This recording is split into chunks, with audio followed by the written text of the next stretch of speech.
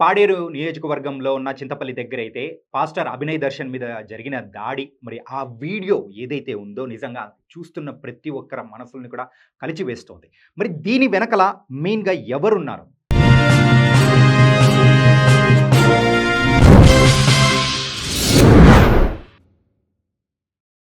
అందరికీ నమస్తే. Welcome to social post. నేను మీ చాణక్య. పాడేరు నియోజకవర్గంలో ఉన్న చింతపల్లి దగ్గరైతే పాస్టర్ అభినయ్ దర్శన్ మీద జరిగిన దాడి, మరి ఆ వీడియో ఏదైతే ఉందో నిజంగా చూస్తున్న ప్రతి ఒక్కరి మనసుల్ని కూడా కలిచివేస్తోంది. మరి దీని వెనకల మెయిన్‌గా ఎవరున్నారు? అంటే ఇది మతపరమైన దాడా? లేకపోతే రాజకీయపరమైన దాడా? రీసెంట్‌గా మరి అభినయ్ దర్శన్ గారు మరి ఆయన రిలీజ్ చేసిన ఒక వీడియోలో అయితే ఆ నియోజకవర్గంలో అక్కడున్న సమస్యల గురించి గొంతెత్తి మరి మాట్లాడుతున్నారు. అండ్ మెయిన్‌గా ఏజెన్సీ ఏరియాలో పాదయాత్ర అనేది కూడా చేస్తున్నారు. పాదయాత్ర చేస్తున్న టైంలో గుర్తు తెలియని వ్యక్తుల దగ్గర నుంచి కూడా ఫోన్ కాల్స్ అనేది కూడా వస్తూ ఉన్నాయి. దాంట్లో బెదిరింపు కాల్స్ ఎక్కువగా అయితే మరి ఆయనను చంపేస్తానని చెప్పేసి, సుపారీ ఇచ్చానని చెప్పేసి ఆయన చెప్పడం అనేది కూడా మనం చూసాము. ఇలా చెప్పిన కొన్ని గంటల్లోనే ఆయన మీద జరిగిన దాడి అనేది కూడా చూస్తూ ఉంటే ప్రతి ఒక్కరు కూడా భయపడుతున్నారు. అంటే ఇది దేన్ని అంటే ఈ యొక్క దాడిని ఎలా చూడాలి? మతపరమైన దాడిగా మరి దీన్ని అభివర్ణించాలా? లేకపోతే రాజకీయపరమైన దాడా? ఒక పక్క అయితే క్రిస్టియన్ సమాజం అయితే ఖచ్చితంగా ఇది దాడి మేము సమస్యల మీద కూడా గొంతెత్తి ఒక రాజకీయ పార్టీగా ముందుకు వెళుతూ ఉంటే ఇలా చెయ్యడం అనేది కూడా కరెక్ట్ కాదు అని చెప్పేసి వాళ్ళ సైడ్ నుంచి కూడా వింటూ ఉన్నాము. కాకపోతే అక్కడున్న లోకల్ నాయకుల దగ్గర నుంచి అయితే మాకు ఎలాంటి సంబంధం లేదు. ఒకవేళ సమస్యలు ఉంటే మేము తీర్చాలనే చూస్తూ ఉంటాం. మా వద్దకు వచ్చాయంటే ఖచ్చితంగా మేము దానికి పరిష్కారం అనేది కూడా చూపిస్తూ ఉంటామని చెప్పేసి అక్కడున్న నాయకులు అంటున్నారు. మరి ఈ దాడి చేసిందెవరు? ఆ ముసుగులు వేసుకొనొచ్చి ఆయన మీద అంత ఘోరంగా దాడి చేయాల్సిన అవసరం ఏముంది?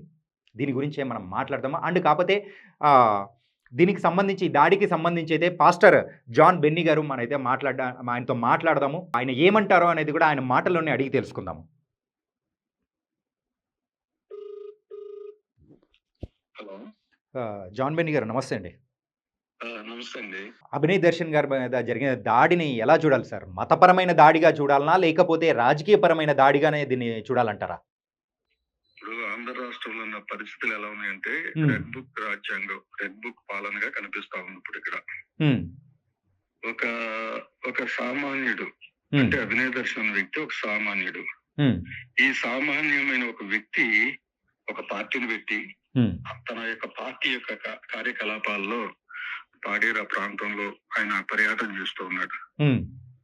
ఇప్పుడు ఆయన స్వతహాగా ఆయన ఒక క్రిస్టియన్ అయినప్పుడు అతను ఏం చేస్తున్నాడంటే తన క్రైస్తవ్యాన్ని గురించి చాటు చెప్పుకుంటూ ఆయన పాదయాత్రలో ప్రజలకు ఏదైతే ఇబ్బందులు ఉన్నాయో ఆ ఇబ్బందుల గురించి తెలుసుకుని తాను ఒకవేళ గెలిచినప్పుడు నెగ్గినప్పుడు ప్రజలకు ఇలా చేయాలని ఒక మంచి ఆలోచనతో ఆయన పాదయాత్రను స్టార్ట్ చేసి ముందుకెళ్తున్నాడు. ఒక కక్షపూరితమైన ఆలోచనతో కొంతమంది వ్యక్తులు ఈ యొక్క అభినయ దర్శనం చేస్తున్న పాదయాత్రకి ఆటంకంగా అంటే అక్కడ ఉన్న లోపాలు ఏవైతే ఉన్నాయో వాటన్నిటిని ఎత్తు చూపిస్తున్నాడు అభినయ దర్శన్ అక్కడ. ఆ ఎత్తు చూపించే కార్యక్రమంలో ఏమైందంటే వాళ్ళు అక్కడ ఉన్న వ్యతిరేకస్తులు అంటే కూటమి ప్రభుత్వానికి సంబంధించిన వ్యక్తులు కావచ్చు, లేకపోతే స్థానిక ఎమ్మెల్యే అనుచరులు కావచ్చు, వీళ్ళందరూ కలిసి కుట్రపూర్తిగా ఇతని మీద దాడి చేశారని మేము నమ్ముతున్నామండి.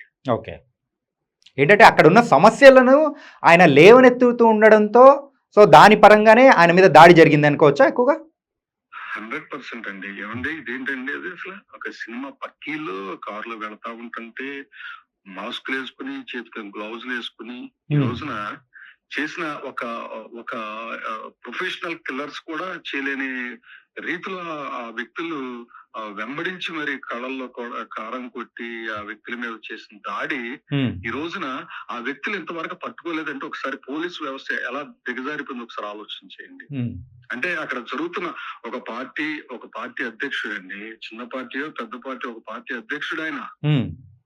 అంటే పెద్ద పార్టీ అధ్యక్షులకు మాత్రమే మద్దతు పలుకుతారా? అంటే ఆయన ప్రజాస్వామ్య ప్రకారంగా ఆయన రాజ్యాంగబద్ధంగా ఆయన ఒక పార్టీని నిర్మించలేదా?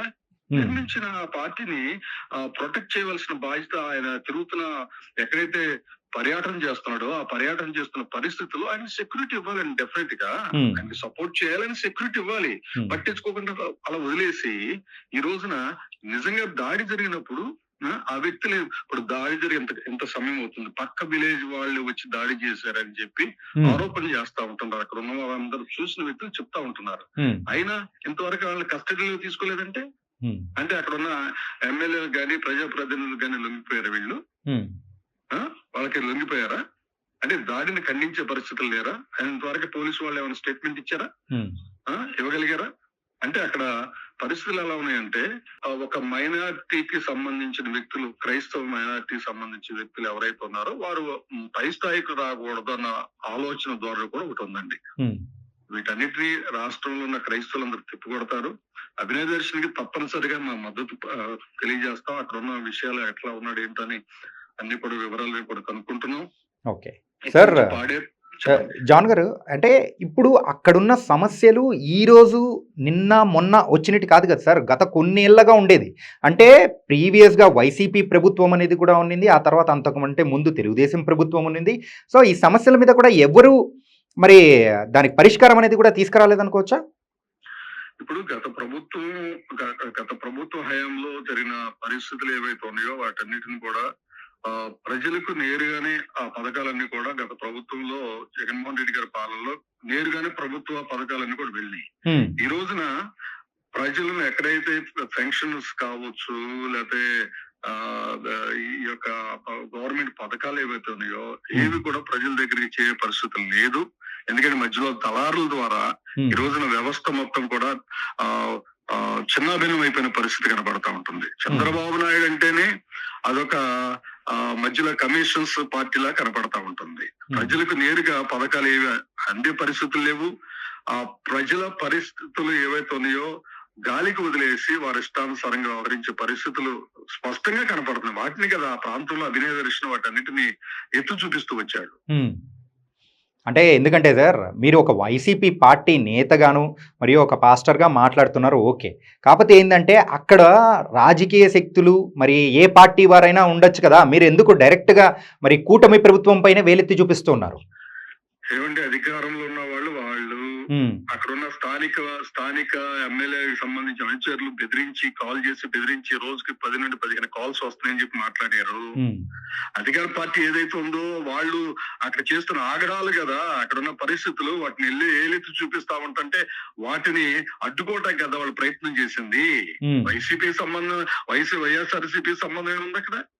ఇక్కడ అధికార పార్టీ ఏదైతే ఉందో దానికి సంబంధించి ఎమ్మెల్యే అనుచరులు ఎవరైతే ఉన్నారో వాళ్ళు ఈ యొక్క పరిస్థితిని తీసుకొచ్చారని చెప్పి నేరుగా అక్కడున్న పక్కనున్న కొంతమంది అభినయ దర్శన్ ఫాలోవర్స్ మాట్లాడటం జరిగింది. ఓకే, మరి దీనికి సంబంధించి మీరు తదుపరి కార్యాచరణ కానీ ఎలా ఉండదు అనుకోవచ్చు? తప్పనిసరిగా అభినయ దర్శన్ కి ఇప్పుడు వైజాగ్ హాస్పిటల్ తీసుకెళ్లారు. అక్కడ ట్రీట్మెంట్ జరుగుతుంది. ఆ వ్యక్తి పరిస్థితి ఆందోళనకరంగానే ఉంది. అతని పరిస్థితి ఒకటేంటంటే మనిషిని చంపడానికి ఎంతకైనా తెగిస్తున్న పరిస్థితి ఈ కూటమి ప్రభుత్వం చంద్రబాబు నాయుడు యొక్క పాలనలో మనకు కనిపిస్తా ఉంటుంది. దీన్ని రాష్ట్రంలో ఉన్న క్రైస్తవులందరూ ఒకటవుతారండి. ఎందుకంటే మా మనోభావాల్ని మమ్మల్ని చంపేస్తా ఉంటుంది. ఒకసారి ప్రవీణ్ గారిని చంపేయడం జరిగింది. మరొకసారి ఇక్కడ ఈ పరిస్థితి ఏర్పడింది. అంతక్రితం ఇస్మాయిల్ అని పడుతున్న ఒక పాస్టర్ గారిని ఆయన్ని మీద దాడి చేశారు. ఇవన్నీ చూస్తా ఉంటే ఆంధ్ర రాష్ట్రంలో చంద్రబాబు నాయుడు గాని లోకేష్ గాని చెప్పినట్టుగా రెడ్ బుక్ రాజ్యాంగం ఏదైతే ఉందో ఆ రెడ్ బుక్ రాజ్యాంగ పాలన నడుస్తా ఉంటుంది. దీన్ని అడ్డుకట్ట వేస్తాం తప్పనిసరిగా. రాష్ట్ర ప్రజలందరూ కూడా చూస్తున్నారు. ఒక మతమని కాదండి, ఒక కులమని కాదు, అందరూ కూడా దీన్ని విభేదిస్తా ఉంటున్నారు. జరిగిన సంఘటన ఏదైతే ఉందో అందరూ విభేదిస్తా ఉంటున్నారు. ఇది అమానుష్యం. ఇది పట్టపగలే ఎక్కడో నార్త్ ఇండియాలో జరిగినట్టుగా ఈ యొక్క మన ప్రాంతాల్లో కూడా ఇలాంటి కల్చర్ ఏర్పడతా ఉంటుంది. కేవలం రెడ్ బుక్ రాజ్యాంగం వల్ల అని చెప్పేసి అని ప్రజలు మాట్లాడుతూ వస్తున్నారు. తప్పనిసరిగా అభినయ దర్శన్కి మేము సపోర్ట్ గా నిలబడుతున్నాం. మా సపోర్ట్ ఉంటుంది. ఈ విషయం మీద ఇంకా వివరాలు తీసుకుంటున్నాం. డెఫినెట్ గా ఈ విషయంపై ఫైట్ చేస్తాం. జాన్ గారు, ఒక విషయం చెప్పండి. ఇప్పుడు మహాకూటమి ప్రభుత్వము హయాంలో మరి ఈ కేసుకి సంబంధించి నిజాలు బయటకు వస్తాయని మీరు అనుకుంటున్నారా? మహాకూటమి ప్రభుత్వంలో నిజ నిజాలనేవి బయటికి వస్తాయా అంటే ఈ కేసు గురించి అది ఈ కేసు అదే గురించి ఈ కేసు విషయంలో వస్తాయా అంటే ఉమ్, ఇప్పుడు ఎలా ఉందంటే మైనార్టీలకి విలువ లేదండి ఇప్పుడున్న ప్రభుత్వంలో, కూటమి ప్రభుత్వంలో, చంద్రబాబు నాయుడు పాలనలో మైనార్టీలకు విలువ లేదండి. ఉమ్, ఎందుకంటే మైనార్టీలని క్రిస్టియన్ మైనార్టీలు తొక్కివేయడానికి మాత్రమే చంద్రబాబు నాయుడు కూటమి ప్రభుత్వం చూస్తూ ఉంటుంది. ఎందుకంటే ఈ యొక్క చంద్రబాబు నాయుడు పాలన బీజేపీ యొక్క కబంధాస్తాల్లో ఉందండి ఈ రోజున. ఉమ్, చంద్రబాబు నాయుడు ముఖ్యమంత్రి కావచ్చు కానీ బీజేపీ కబంధాస్తాల్లో ఉంది. ఎందుకంటే చంద్రబాబు నాయుడు స్కిల్ డెవలప్మెంట్ కేసులో ఏదైతే ఉన్నాడో ఆ స్కిల్ డెవలప్మెంట్ కేసును బయటకు తీసి ఇతను జైలు పంపిస్తారన్న భయంతో ఉమ్, బీజేపీ యొక్క కబంధాస్తాల్లో చంద్రబాబు నాయుడు ముందుకు వెళ్తున్నాడు. ఉమ్, ఈ విషయంలో క్రైస్తవులకి న్యాయం జరగదండి. బీజేపీ పూర్తిగా క్రైస్తవ్యానికి వ్యతిరేకంగా ఉంది కనుక క్రైస్తవులకి న్యాయం జరగదు. ప్రవీణ్ గారి విషయం కూడా అలాగే జరిగింది. ఈ విషయంలో కూడా న్యాయం జరిగే పరిస్థితి లేవు. మేము న్యాయం జరిగేటట్టుగా పోరాటం చేస్తాం. అన్ని నిజాలన్నీ కూడా బయట తీయాలని మేము డిమాండ్ చేస్తాం. ఓకే అండి. థ్యాంక్ యూ జాన్ గారు. వింటున్నారు కదా, మరి వైసీపీ పార్టీ నేతగా అండ్ అలాగే మరి ఒక పాస్టర్గా ఉన్న జాన్ బెన్నీ గారు అయితే మరి మనోగతాన్ని అనేది కూడా తెలియజేయడం అనేది కూడా జరుగుతుంది. మెయిన్గా ఏంటంటే ఈ కూటమి ప్రభుత్వమే దీని వెనకల ఉంది అని చెప్పేసి ఆయన అయితే ఘంటాపదంగా చెప్తున్నారు. కాకపోతే ఈ రాజకీయ పరంగమైన దాడిగానే దీన్ని ఎక్కువగా చూడాలి. ఎందుకంటే అక్కడ పాడేరు నియోజకవర్గంలో అక్కడున్న ప్రజలకు సంక్షేమ పథకాలు కానీ లేకపోతే అక్కడ ఉన్న వృద్ధులకు పెన్షన్లు కానీ అక్కడ రావడం లేదు. దానికి సంబంధించి మరి ఆయన గొంతెత్తి చెప్పడం వల్లే అభినయ దర్శనం మరి దానికి సంబంధించి ఎక్కువగా దాడి జరిగిందనేది కూడా చూస్తూ ఉన్నారు. కాకపోతే మరి దీనికి సంబంధించి నిజాలు బయటికి రావాలి. కాకపోతే మహాకూటమి ప్రభుత్వం ఉన్నంత కాలం మరి ఇలా దాడులు జరుగుతూనే ఉంటాయి. రెడ్ బుక్ రాజ్యాంగం మరి ఆ రాజ్యాంగం జరుగుతూ ఉంది ఆంధ్రప్రదేశ్లో. మా మీద ఇలాంటి దాడులు అనేది కూడా జరుగుతున్నాయని చెప్పేసి జాన్ బెన్నీ గారు అనడం అనేది కూడా చూస్తున్నాం. కాకపోతే దీనికి సంబంధించి అయితే నిజాలు బయటికి తీసుకురావాల్సిన బాధ్యత అయితే మరి ఆంధ్రప్రదేశ్లో ఉన్న మహాకూటమి ప్రభుత్వం పైన ఉంది. మరి దీన్ని చొరవ తీసుకొని తొందరగా దీనికంటూ ఒక పరిష్కారం చూపెట్టాలని కూడా మనస్ఫూర్తిగా కోరుకుంటున్నాం.